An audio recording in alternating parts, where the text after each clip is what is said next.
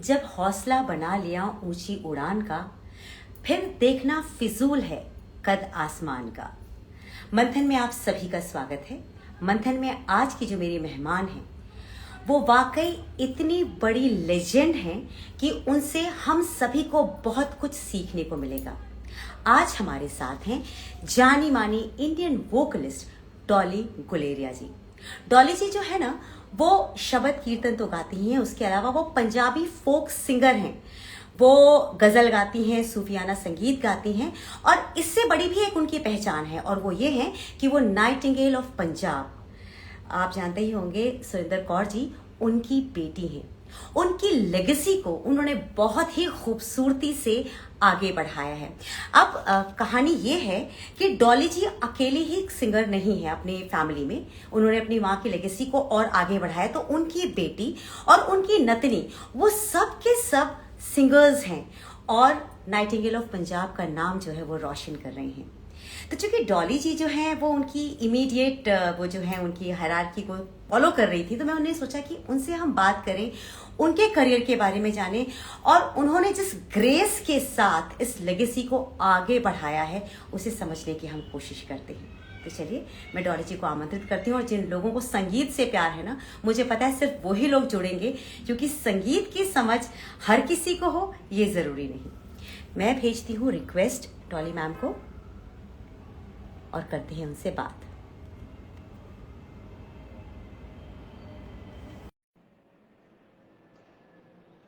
Tarak Saini ji, my day was very good, thank you so much. Dolly ma'am एक बार check कीजिएगा, मैंने आपको रिक्वेस्ट भेजा है।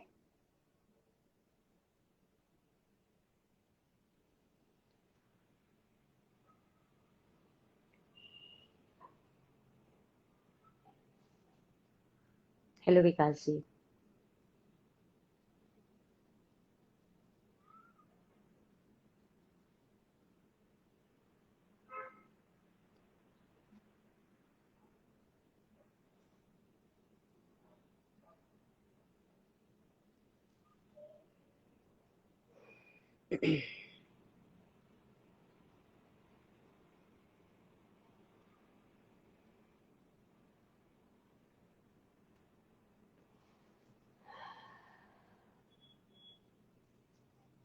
Hello Anamika ji, I am trying to make Dolly ma'am join.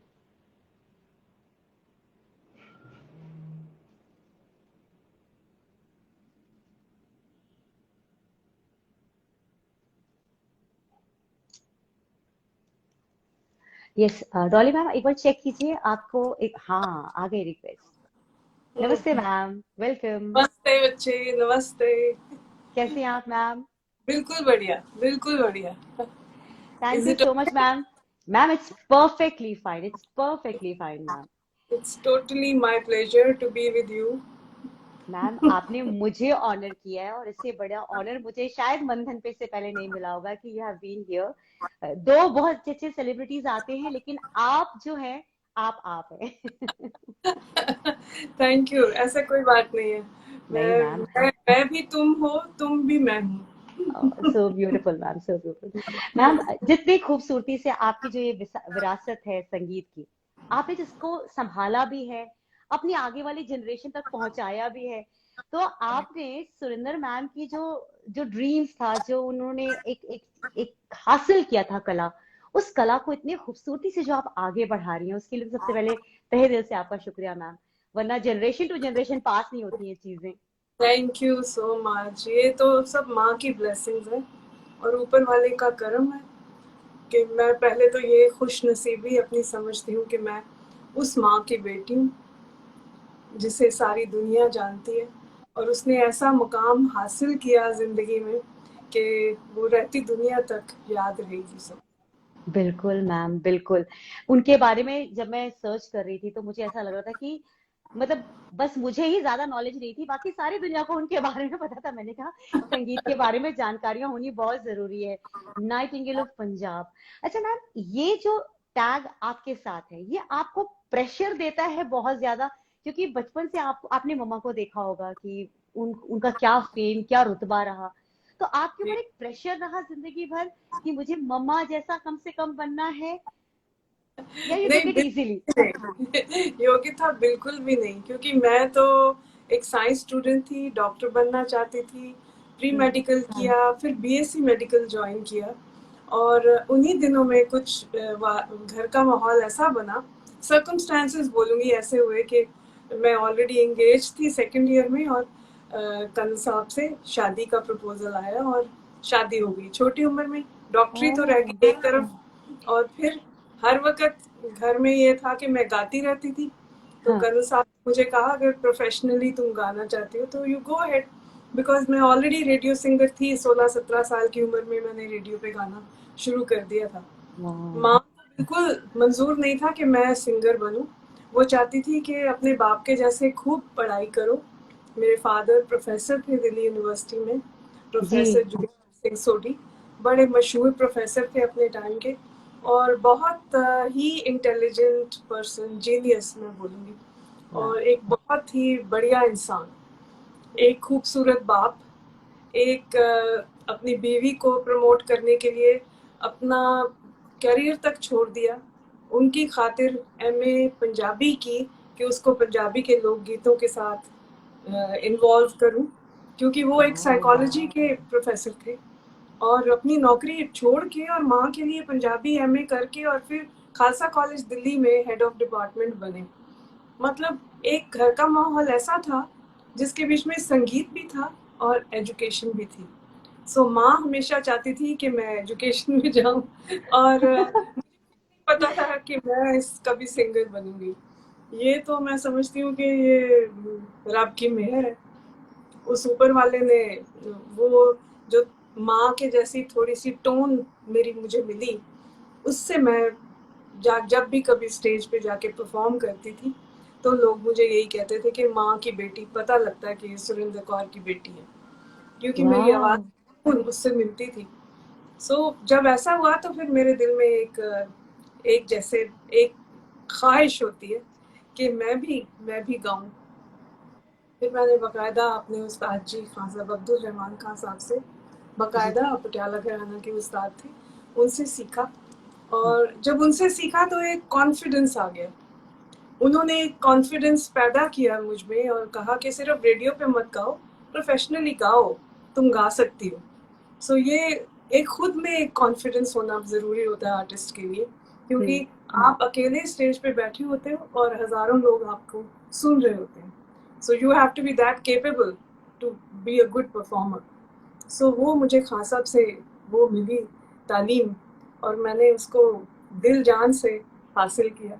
और फिर मुझे नहीं पता कि मैं कब रुकी, फिर मैं बढ़ती चली गई। बस माँ की दुआएं, गुरु की दुआएं और रब की मेहर थी, और अपने घर से अपने हस्बैंड का साथ मिला। बच्चे बड़े हो गए, उन्होंने बहुत साथ दिया, सुनैनी ने साथ दिया, मेरे 2 बेटे हैं अमनप्रीत, दिलप्रीत, इन दोनों ने साथ दिया। और फिर एक औरत के लिए एक घर से एक पुश जो होती है, एक तुम एक एक पीछे से एक तुम्हारे कोई हौसला देने वाला होता है, तो तुम्हारा एक कॉन्फिडेंस का लेवल कहीं का कहीं पहुंच जाता है, और औरत के लिए बहुत जरूरी। बिल्कुल सही कह रहे हैं मैम। अच्छा मैम, आपको मम्मी ने हमेशा कहा कि आप एजुकेशन वाले साइड में जाओ, पापा की तरह बनो, आप बन गए मम्मी की तरह। तो जब आपकी परफॉर्मेंस होती थी तो मम्मा के रिएक्शंस क्या होते थे? वो बहुत क्रिटिक वाले उसमें होते थे? ये मतलब आपको डर लगता था कभी उनके सामने परफॉर्म करने में? मैं माँ के साथ जब कोशिश की ना प्रोफेशनली स्टेज पे जाने की, तो माँ ने कहा कि चलो मेरे साथ चलो, कोई लायंस क्लब का फंक्शन है, कोई ऐसे रिनाउंड लोगों की जगह, हर एक जगह पे मैं नहीं जाती थी, बड़ी मेरी लिमिटेड सा मेरा जाना आना था। तो माँ के साथ गाते गाते उसने कोई गाना शुरू किया, और उसने धीरे से मुझे कहा कि डॉली तुम भी आ जाओ स्टेज पे, हम दोनों मिलके गाते हैं, तुझे आता है ना ये गाना जो मैं गाने लगी हूँ? तो मैंने कहा हाँ मम्मा आता है। तो धीरे से माइक से मुंह इधर करके कहती, तुम कदों सीखा है? वो हैरान हो जाती थी कि मुझे ये कैसे आता है। मतलब लाइव परफॉर्मेंस में भी उन्होंने आपसे पूछ लिया तू कदों सीखा? ओह गॉड, हाँ। हैरान हो जाती थी कि मुझे कैसे याद है। अब योगिता आप हैरान होगे कि अब बिल्कुल यही हाल सुनैनी के साथ होता है। उसको भी सारे गाने, मेरे माँ के सब गाने याद है, और स्टेज पे मैं उसको कहती हूँ अब मैं ये गाने लगे, तुझे आता है? तो कहती हाँ। हाँ गाऊंगी गाऊंगी, मैं भी गाऊंगी। तो वाह। बहुत अच्छा लगता है, क्योंकि यही इनहेरिटेंस है, यही हमारा विरसा है, जो तुम्हें बिना बताए तुमको आता है। यू डोंट या have to teach, like sit down and teach your kids, वो नेचुरली आ जाता है। Riya yes Nainu yes. की बेटी है, वैसे ही करती है, वो बिना बताए हमारे साथ सारे गाने गाती है। सो एक एक जनरेशन टू जनरेशन जब ये एक विरसा चलता जाता है, तो एक एक feeling of satisfaction, happiness, you know और एक सच्चे मन से, कोई कमर्शलाइजेशन की बात नहीं करूंगी, हाँ क्योंकि हाँ। कमर्शियल वर्ल्ड हम लोगों से बहुत दूर है। हम लोग जी, बिल्कुल भी कमर्शियल नहीं है, हम बिल्कुल लोगों का मैम। पैशन है। ये मेरा, मेरी बेटी का, आगे से मेरी ग्रैंड डॉटर का भी ये पैशन था, पर मामा ने उसको प्रोफेशन बनाया था, पर उसने भी एक पैशन के साथ ही शुरू किया था। बड़े बड़े उस्तादों से सीखा, आखिर दम तक सीखती रही, कभी खत्म नहीं होता था उसका सीखना, क्योंकि ये तो एक बहुत बड़ा विशाल सागर है, जितना डूबो उतना ही उसमें मजा आता है। बिल्कुल संगीत तो सही ऐसे। कह रही, बिल्कुल सही कह रही। अच्छा मैम, एक बहुत मुश्किल क्वेश्चन पूछूंगी आपसे मैं अरे मुश्किल वाह। इसलिए कह रही हूँ क्योंकि वो आपकी फैमिली से रिलेटेड है, तो कई बार होता है ना कि परिवार आपसे लाइफ के बाद पूछेगा आपने मेरा नाम क्यों नहीं लिया। मैं आपसे ये जानना चाहती हूँ, आपको अपनी फैमिली में ऐसा कौन है जिसमें आपको माँ की झलक दिखती है सिंगिंग में?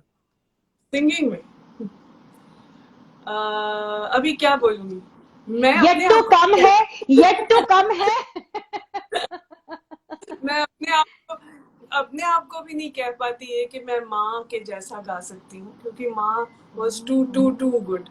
वो ऐसे लोग जो होते हैं ना, वो एक ही रब पैदा करता है, उसका डुप्लीकेट नहीं हो सकता। मैं चाहे उसकी बेटी हूँ, पर आई कांट बी 100% माँ। नैनी में भी वो झलक है, क्योंकि नैनी भी माँ के पास, नानी के पास बैठी है, और मेरे हाँ। साथ वो रही है हमेशा। उसने शादी थोड़ी लेट की थी, सो मेरे पास हम्म। ज्यादा साल है। सो जितनी तालीम मैंने गुरुओं से की, सीखी, हाँ। वो भी मेरे साथ सीखी।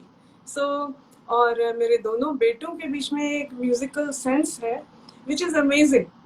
वो दोनों को इतने जबरदस्त म्यूजिक की सेंस है कि मैं बोलूंगी वो मेरे क्रिटिक्स हैं, इंक्लूडिंग माय हस्बैंड। ये सारे अच्छा। म्यूजिकल क्रिटिक्स हैं, क्योंकि सब गाते हैं और सब समझते हैं संगीत को, एक से एक बढ़िया संगीत मुझे सुनाते हैं, दुनिया भर का संगीत मुझे सुनाते हैं कि ये सुनो, ये देखो, ये कैसे हो रहा है, और हम सब लोग बैठ के बहुत एंजॉय करते हैं। संगीत तो हमारी जिंदगी है। अच्छा मैम, आप जब आपने मम्मा का जो दौर था वो देखा, आपका अपना दौर, फिर अब आप बच्चों का दौर देख रहे हैं, फिर आप नतनी जो है उनका दौर भी आप देख रहे हैं, आपको संगीत में एक जबरदस्त बदलाव नजर आया? आप उसे डाउनफॉल कह रही हैं, या फिर आप उसे सोचेंगे कि ये बच्चे जो नया प्रयोग कर रहे हैं वो ठीक है? मतलब आपकी नजर में ये क्या हो रहा है? बच्चे, एक बात तो बड़ी पुरानी कहावत है कि change is the spice of life. Hmm. कि चेंज, ट्रेंड एक आता है, और वो 10-10 साल के बाद एक नया ट्रेंड आता है, और वो चेंज होता है हमारी जिंदगी के हर पहलू में, not just music, in every aspect.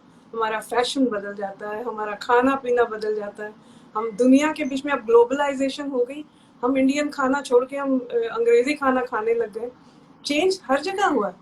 संगीत में जो change हुआ है ना, उसमें थोड़ी सी ट्रेजेडी ये है कि हम लोगों ने जो तालीम ली हुई, जो सुना हुआ, अब लता मंगेशकर, आशा भोसले, रफी जी, नुसरत फतेह अली, इन जैसा और कौन होगा? उनके लिरिक्स, उनके हम्म। संगीत में जो मिठास है, जो हमारे दिल को छू जाती है, वो हम कहाँ से लाएं इस नए कंटेम्प्रेरी म्यूजिक में? लिरिक्स गुम गए हैं, कॉम्पोजिशन, क्योंकि लिरिक्स अच्छे नहीं है तो कॉम्पोजिशन भी बढ़िया नहीं बन सकती, और एक इंस्ट्रूमेंटेशन हो गई है, जो इतने इंस्ट्रूमेंट्स और गाने वाला एक, है ना? पहले हाँ। जमाने में ये था कि गाने वाला एक होता था और म्यूजिशियन भी एक दो ही होते थे, और गाना इम्पोर्टेंस रखता था, लिरिक्स हम्म। इम्पोर्टेंट। और एक कहना है बड़ा, हमारे घरों के बीच में हमारी माँ की तरफ से हमको यही सिखाया गया कि हम्म। लिरिक्स जो एक अच्छे शायर की पोइट्री पहले सिलेक्ट करो, फिर उन लिरिक्स को समझो, उसमें फील क्या है, राइटर क्या कह रहा है, उसके जज्बात क्या हैं, फिर उसके बेस के ऊपर कॉम्पोजिशन बने और फिर सिंगर उसको गाए, फिर उसका लुत्फ कुछ और ही है। अब ना तो लिरिक्स रह गए, अब जब लिरिक्स होंगे ढोल ढमाके वाले, उसमें कॉम्पोजिशन भी ऐसी ऑर्डिनरी ही चलेगी, कोई यस ऐसी बात नहीं है, क्योंकि सुर तो साथ ही है ना। दुनिया भर में सानी धा सारे गामा पाधा निसा यही है, सानी धापा के आगे कुछ नहीं है। आठवां सही सुर कह नहीं रहे बना सारी दुनिया में, चाहे अंग्रेजी म्यूजिक हो चाहे हिंदुस्तानी म्यूजिक हो, ये सात स्वर साथ ही यही है। सुर है। इनों के साथ ही खिलवाड़ करनी है। आगे आपकी पेशकारी क्या है, आपकी सिलेक्शन क्या है, आपकी परफॉर्मेंस कैसी है, all these things matter. But आजकल का संगीत, सॉरी टू से, दिल को छूता नहीं है, वो बात नहीं रह गई, वो मेलोडी नहीं है, शोरगुल ज्यादा हो गया, और शोर जो है वो तो इरिटेटिंग होता है, दिल को वेरी दुखी वेल करता said, very well said ma'am. है। मुझे यही बिल्कुल। लग रहा था कि आपने जिस तरह के संगीत को आज तक संभाला है, सहेजा है, उस संगीत से बिल्कुल इतर संगीत आजकल चल रहा है, जो कि मैम हमारी जनरेशन, मतलब जिस दौर में मैं भी जी रही हूँ, मुझे तक वो बुरा लगता है।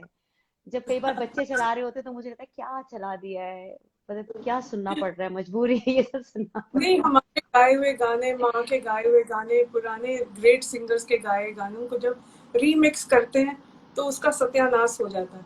अगर कोई उसको अच्छा रीमिक्स करे तो हम भी उसकी तारीफ करते हैं, जी जी। पर 99% वो खराब ही होते हैं, क्योंकि हम हमेशा ओरिजिनल के साथ उसको कंपेयर करते हैं, और जो हम्म। ओरिजिनल कशिश होती है वो नए में आती नहीं, तो फिर कैसे अच्छा लगेगा, मजा नहीं आता। आत्मा ही खत्म हो जाती है उस गीत की, उस संगीत का। तो रूह की खुशी, ये रूह की खुशी, हाँ, अगर बिल्कुल रूह को सही। सुकून नहीं मिलता संगीत में तो फिर क्या फायदा गाने का। आप अपने घर में बैठ के गाते रहो, कोई बात नहीं, किसी को मत सुनाओ, जो आपको अच्छा लगता है गाते रहो। पर सब सही बात। दूसरों के कानों को खराब ना किया जाए। अच्छा मैम, आपने एक बुक भी लिखी हुई है ना, वागदे पंजाबिया दा संगीत। तो नहीं, इस पानिया दा, पानी वगदे आता, पानी पानी, आता, वगदे पानी is like a waterfall, waterfall, you know, हाँ। एक वाटरफॉल जो हमेशा चलता रहता है, हम्म। वैसे माँ का संगीत जो है वो वगदे पानिया दा संगीत है, जो वाटरफॉल चलती जा रही है आगे के आगे, पानी कभी रुकता नहीं, जी जी। वाटरफॉल रुकती नहीं, है ना। हाँ हाँ। दैट्स तो द मैम, आइडिया। इसके पीछे आपका क्या मकसद, क्या था इसे लिखने के पीछे? मकसद तो बच्चे कोई ऐसा बड़ा नहीं था, एक दिल की फीलिंग थी, माँ के जाने के बाद उसको बहुत याद करती थी, क्योंकि उसकी डेथ अमेरिका में जाके हुई, और मैंने उसके लास्ट राइट्स नहीं देखे। मैंने उसको यहाँ से चलती फिरती अपने हाथों से कार में बिठा के उसको अमेरिका के लिए भेजा था, मेरी सिस्टर्स आई थी दोनों, वो लेके गई थी, और वहां जाके मामा की डेथ हो गई, तो मैं नहीं जा पाई थी, तो मुझे इस चीज का बहुत गम था, मैं हर वक्त रोती थी और माँ को याद करती थी, क्योंकि माँ तो क्या बोलूं, वो मेरी जान है, मैं हर सांस उसको जीती हूँ, हर दिन उसको जीती हूँ, हर सुबह से शाम उसको जीती हूँ, तो वो इतनी ज्यादा याद आती थी कि मैं बीमार होने लगी। तो मेरे हस्बैंड ने मुझे कहा कि हर वक्त तो माँ को याद करती है और यादों को मुझे सुनाती है, तो लिखती क्यों नहीं, ये यादों को लिख दे। मैंने वो डायरी में, जैसे डेली डायरी लिखते हैं ना, वैसे हाँ। डायरी लिखनी शुरू की है। Slowly over a period of 3-4 years वो मेरी एक किताब ही बन गई, उसको फिर वाह। मैंने किया।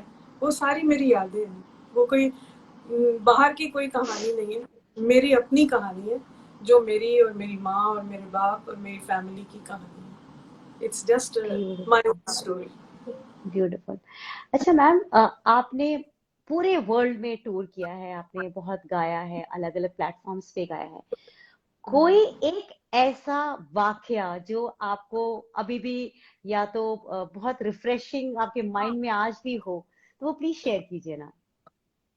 जरूर शेयर करूंगी, बहुत सारी यादें हैं, बहुत सारे इंस्टेंसेस होते हैं लाइफ में।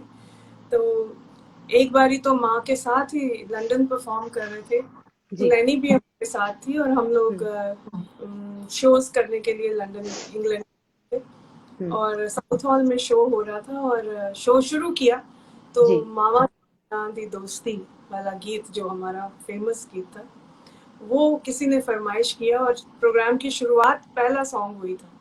वो गाना शुरू किया, जो ऑडियंस सामने 3 रोज में लाइट जो होती है स्टेज से, वो पहली 3 रोज के लोग हमें नजर आ रहे थे, बाकी हॉल भरा हुआ था पर वो लोग नजर नहीं आ रहे थे। ये तीनों रोज के लोग जो थे वो आंखों में आंसू थे और कईयों के तो छलक रहे थे, वो दिख रहे थे। और माँ की नजर भी पड़ी, मेरी नजर भी पड़ी, और एकदम से उनको रोते देख के हम लोगों का रोना भी निकल गया। और नैनी की तरफ मैंने देखा तो ये भी रो रही थी, मेरे बाएं तरफ माँ थी, माँ भी रो रही थी, हम तीनों ने स्टेज पे रोना शुरू कर दिया और प्रोग्राम को बंद करना पड़ा और पानी मंगवाया गया, पानी पिया हमने और फिर दोबारा से शुरू किया। सो ऐसे गीत माँ ने गाए जो लोकगीतों का मतलब ये है कि जो तुम्हारे कल्चर के साथ, तुम्हारी लाइफ के साथ जुड़े हों। अब जो लोग वहां पे बैठे हुए थे वो अपने देश से दूर बैठे हुए थे इंग्लैंड में, और वो औरतें अपना घर बार, अपने पेरेंट्स को छोड़ के वतन से दूर बैठी हुई थी। उनको अपनी माँ की याद आई होगी, उनके हस्बैंड्स भी रो रहे थे, यहाँ तक कि मेरे हस्बैंड भी बैठे थे, उनके भी आंसू निकल आए, क्योंकि उस गाने में एक ऐसी कशिश है, वो कभी नहीं भूलता। हमेशा आंख बंद करूं तो मुझे वो ही सीन सारा नजर आ जाता है सामने के, कैसे कैसे लोगों ने इतना प्यार और इतने आशीर्वाद, इतनी ब्लेसिंग्स मिली हमको कि वो कभी भूल नहीं सकता। So close to my heart. Oh my god. अच्छा मैम, आपका कोई ऐसा कोई ड्रीम है जो आपको लगा है कि अभी भी अनफुलफिल्ड है, अभी भी उसे पूरा होना बाकी है?